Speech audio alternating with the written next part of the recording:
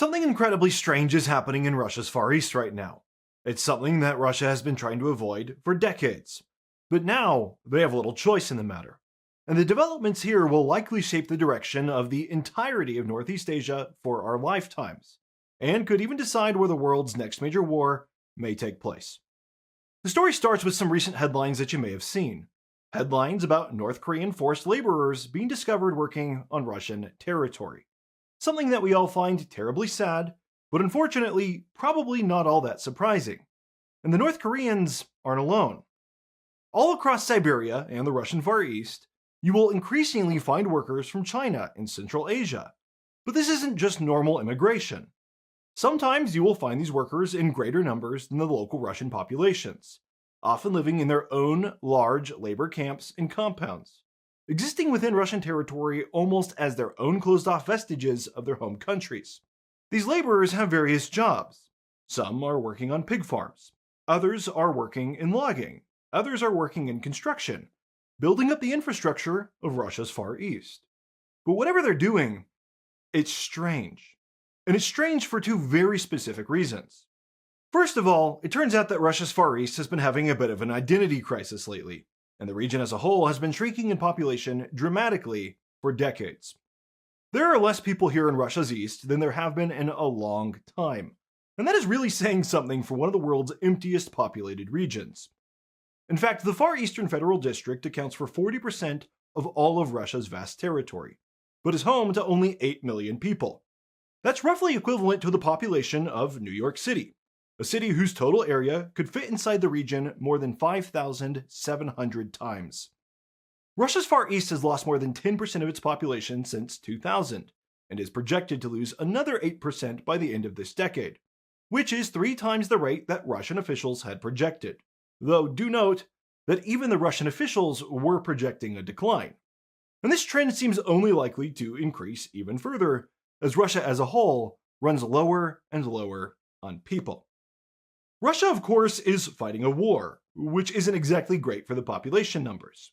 But independently of that, they also have a massive underlying demographic crisis, where Russian families literally are not having nearly enough children to replace themselves. So the Russian Far East is objectively shrinking, and the question is, in this environment, why build more infrastructure with forced labor? Why build more houses for a region where the people are leaving? And that question becomes even more pointed when you realize that in this region, there are already vast Soviet-era housing complexes and entire cities that sit completely abandoned. This would seem to be a massive waste of resources from a country like Russia that is already struggling to keep up with the economic demands created by the war in Ukraine. And forced labor or not, building infrastructure still costs them money. But that's not the only reason this is strange. Because it's not just about the fact that Russia is building this infrastructure. It's about who Russia is bringing in to do it. And this is where things get really weird. It may not seem strange to the average person who's unfamiliar with Russian history to see more North Korean and Chinese laborers flowing into the Russian Far East, since Russia borders those countries. But the truth is, these are groups of people who Russia historically has not wanted on this land. Historically, not only has Russia been hesitant to grant these groups of people entrance in large numbers, but they've even gone out of their way to intentionally expel them. That's precisely because their home countries border Russia. In 1937, for example, Stalin ordered 172,000 Koreans expelled from the Primorsky Krai region, home to the city of Vladivostok, the headquarters of Russia's Pacific Fleet. He had them transferred to unpopulated areas over 4,000 miles away in the deserts of Central Asia, and tens of thousands of these people died in the process. But Stalin didn't care, because he viewed them as a threat. And at least he said that they were potential agents of Japan. He knew that Moscow didn't have the resources to suppress an uprising or a foreign intervention in this sparsely populated area, which sat 6,400 kilometers away from Moscow. And so he simply preemptively emptied it of its foreigners. Now today, Russia is inviting these very same ethnic groups back into the region to build more infrastructure for a shrinking population, while Russia itself is waging a massive war in its west, and simply does not have the resources to protect its east. That's a stunning historical reversal. But there's also more recent examples from our own lifetimes, not concerning the North Koreans so much as the Chinese. In Russian history, there is something known as the Yellow Peril, and it actually happened not just once, but several different times, most recently in the 1990s. The Yellow Peril was and is a deep-seated fear among many Russians that many parts of their country were being culturally dominated by China, setting the stage for a potential future takeover. Beijing, after all, sits much closer to much of Russian territory than Moscow does, and they have over 1 billion people, compared to the only 8 million Russians who currently live in the Far East. These billion people find themselves often lacking the specific resources that Siberia and the Far East could provide to them, including oil, natural gas, and water. So in periods of history with large Chinese immigration into Russia, especially in periods that were already tense for other reasons, like the collapse of the Soviet Union, the Russians got nervous. That was only made worse when they saw Chinese language signs popping up across parts of their country, as well as leases to Chinese companies, who effectively controlled Russian land with camps of workers who were sequestered off from the rest of Russia. In the 1990s, governors and other politicians from the Far East specifically used the framing that a peaceful capture of the region was occurring, and Vladimir Putin himself weighed in. Active political discussions began, and the Russians decided to intentionally limit such foreign activity and to prevent large influxes of foreign workers and sequestered foreign camps. This wasn't to prevent Chinese workers from taking Russian jobs, or even from consuming Russian state resources, which are the types of things that immigration debates in Western countries are typically focused on. Rather, this was to prevent these workers from de facto controlling Russian land and the culture of entire Russian regions. That second point is actually specifically what Vladimir Putin said he was worried about, and he probably wasn't wrong to be worried. Since Russia invaded Ukraine, China has made many strong claims about this land that they had never dared to make before. They have redrawn maps to claim territories as fully theirs that are in fact still disputed with Russia, and they've also renamed Russian cities to their old Chinese names, including even Vladivostok, the home of Russia's Pacific nuclear fleet. Yet today, in this moment of peak weakness, Russia, and in fact Vladimir Putin himself, are now directly inviting that same exact foreign activity back in. So, what is going on? And what is causing Russia to make such drastic reversals to decades of their own policies? The answer, as always, is far more interesting than you might think. Ukraine's Independence Day is today, as I'm filming this video. This also marks exactly 4.5 years since Russia's full-scale invasion of Ukraine. Many people thought the country would only last a few days, or a few weeks, but they're still going strong. And this is an excellent milestone for a celebration. Not long ago, a longtime viewer of the channel sent me the perfect gift that I will be celebrating with. And you too can celebrate milestones like this one with me. The gift was a small collection of wine bottles from the cellars of Bakhmut, the site of one of the most important battles of this war, a collection that I've come to cherish. Art wine. For me, these bottles have become a truly rare and unique representation of Ukraine's fight for its own identity, with a story worth hearing. Before Russia's invasion, these bottles were aged in some of the premier wine cellars in the entire world, 60 acres of caverns, 236 feet below the surface of Bakhmut. The wine had started as a Soviet wine company, created by the order of Joseph Stalin.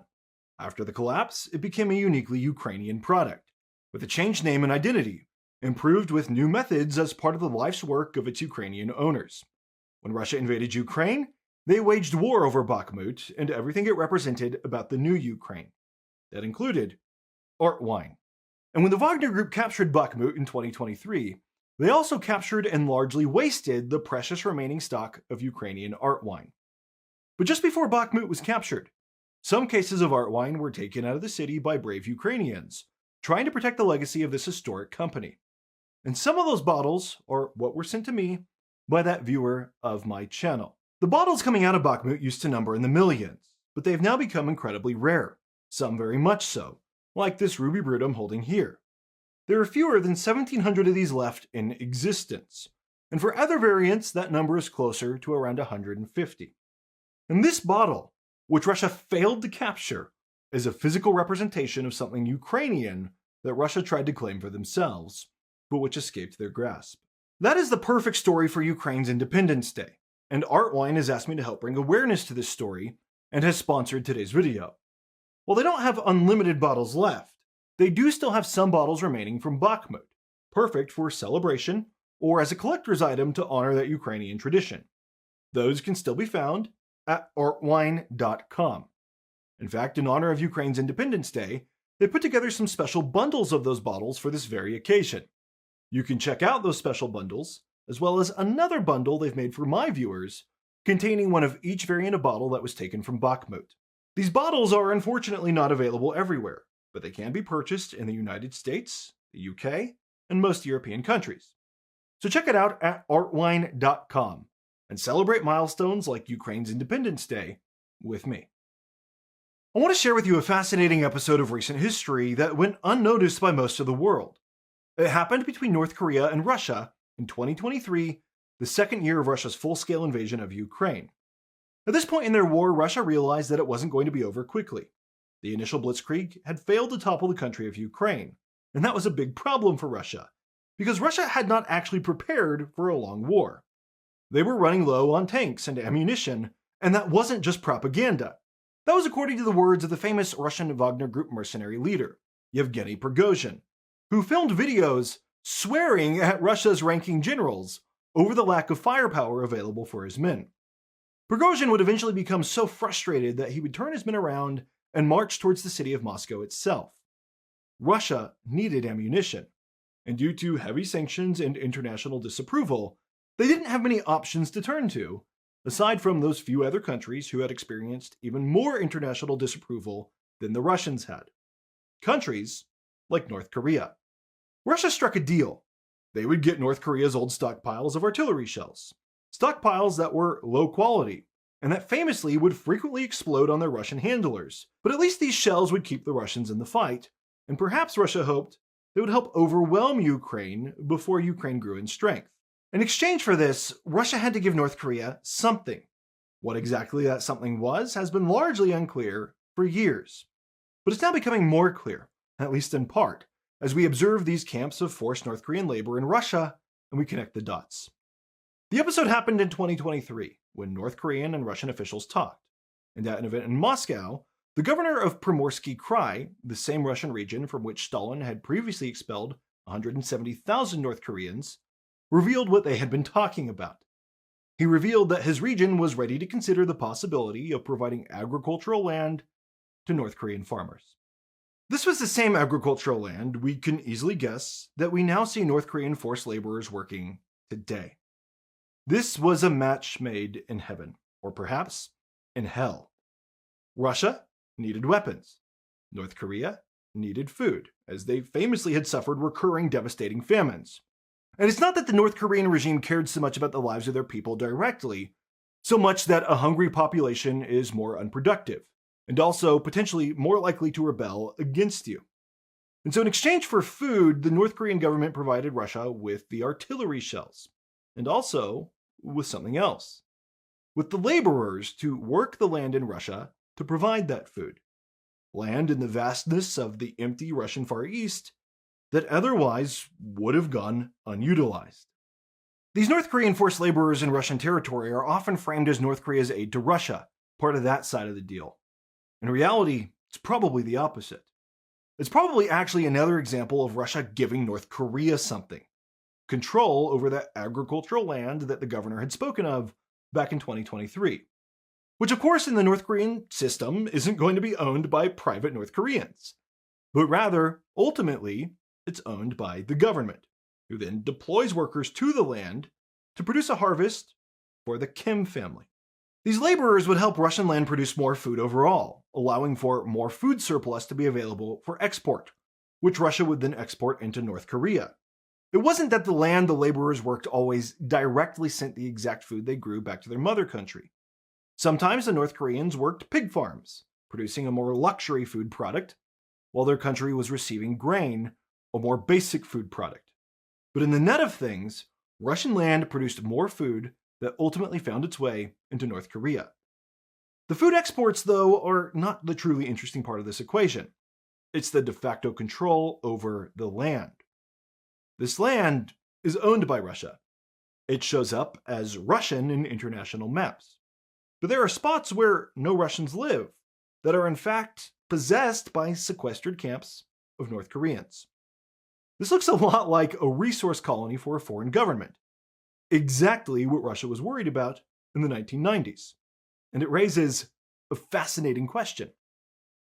In real terms, is Russia shrinking and is North Korea growing? Forget what the clean international maps say, the maps that are of course drawn up and enforced by international bodies, which Russia and North Korea clearly don't respect. Just look at Russia's invasion of Ukraine if you have any questions about that. What does the actual situation on the ground reflect? In real terms, who controls the territory? And in the words of Russia's own governors, has Russia experienced a peaceful capture of their Far East? By Russia's standards in Ukraine, everywhere a Russian soldier steps becomes Russian territory. And we're supposed to acknowledge that, according to Russia, and tell Ukraine to recognize this reality on the ground and officially cede this land to Russia and stop fighting for it. What does that standard look like in reverse? And was Russia paranoid about this peaceful capture in the 90s? Precisely because this is how they themselves view international politics. The situation gets still more interesting, though. Because the North Korean workers aren't just working the land to produce a harvest for the Kim regime. They're also doing something else. As we mentioned in the opening of this video, they're doing construction. Construction in a region where the population is shrinking and where there are already empty ghost cities all over the place. The Far East is emptying of people but filling with homes, sort of like a dystopian Minecraft server. And the one footing the bill for all of this is ultimately the Russian economy. The question is, with a vastly shrinking regional population, who is expected to live in these homes? And why are they being built with such haste? Well, it does help to look specifically at where the homes are being built, which are predominantly being built in just 4 large cities. These are cities like Vladivostok and Khabarovsk, the cities that sit at some of Russia's central trading hubs with China and North Korea. The Far East as a whole is shrinking, but 4 large cities in the Far East are growing. And these are precisely the cities where Russia receives things from North Korea and China and sends things back in the other direction in exchange. Here, business is booming.